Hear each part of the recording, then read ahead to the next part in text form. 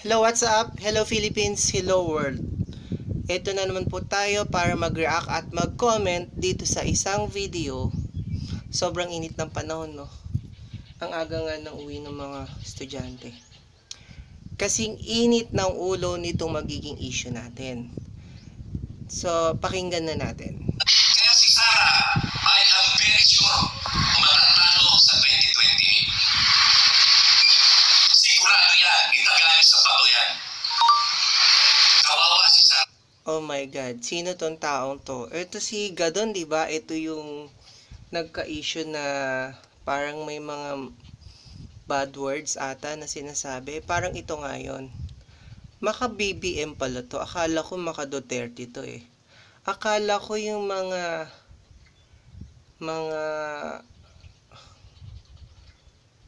GAGO or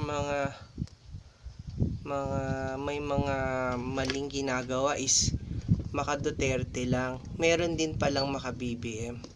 Pero anyway, so ito nga yung sinasabi niya about kay Sara Duterte. Alam naman ng tao na hindi talaga mananalo yan. Sa dami na ng mga ginawa niyang kabulastugan, sa mga reports na lumalabas, kahit na yung mga teacher, kahit na DepEd Secretarian, alam ko marami ring galit dyan.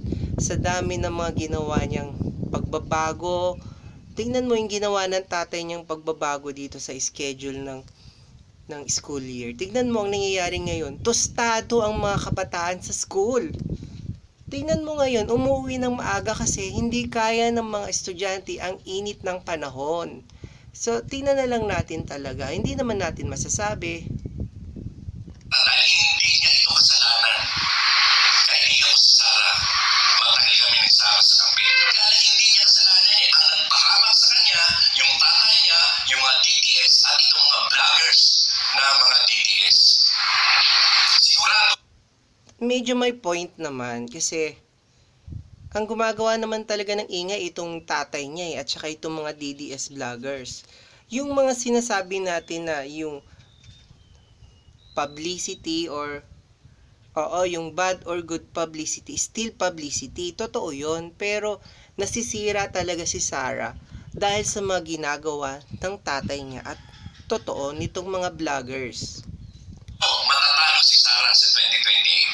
Hindi siya iboboto ng mga Marcos loyalist, hindi siya iboboto ng mga Ilocano at ng mga Waray at Malamang sa malamang hindi na siya iboboto ng mga Marcos loyalist dahil talaga yan sa ginagawa ng tatay niya. Susuportahan mo ba yung anak? Kahit sabihin na nating anak lang siya na hindi kasalanan ng anak ang kasalanan ng ama, yun pa rin ang tatanim sa isip at puso ng tao. Duterte. Dala ni Sara Duterte ang apelidong Duterte at yung Duterte apelido ang kalaban ng mga loyalista. mga Ilonggo. Kasi tinawag yung bangag at adik yung aming presidente na sa loob ng 36 years, kahit anong paninira ang ginawa nyo ay hindi namin inalintana. Ngayon, kung kailan nasa upo na sa pwesto siya, tawagin nyo uling bangag, tawagin nyo adik, hindi namin kayo kakampihan sa eleksyon. Kaya ito na ang katapos.